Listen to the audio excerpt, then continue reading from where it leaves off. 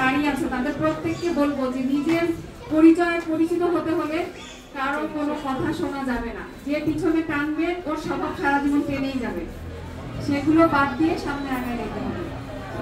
এখানে অনেক নারীরাই পিঠা নিয়ে আসছে, অনেক নারীরা হচ্ছে, আমি টোটাল স্টল এখনো ঘুরে দেখতে পাইনি কারণ আমি ঘুরে আসছি। তো এই প্রোগ্রামের শেষে আমি ঘুরবো এবং যাবো, দেখবো সবাইকে। কিন্তু যাদের ফেস আমি দেখতে পাচ্ছি অনেক কনফিডেন্স নিয়ে সবাই বসে আছে যে না আমাদের সামনে আগায় যেতে হবে।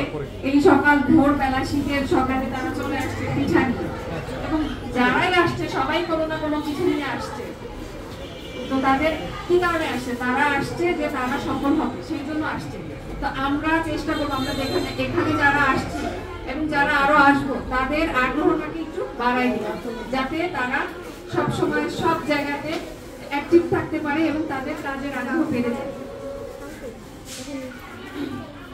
তারপরে হচ্ছে এই প্রোগ্রামের মাধ্যমে এই স্কুলটা আরো পরিচিতি পাচ্ছে।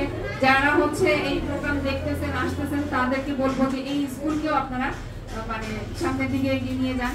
যাদের বাচ্চা কাছে এখন ডিসেম্বর মাস, অনেকেই স্কুলে ভর্তি হবে।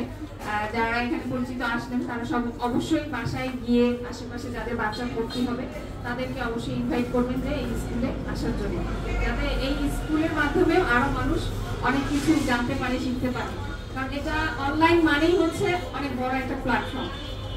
তো এখানে আমরা সবাই মিলেমিশে কাজ করতে চাই।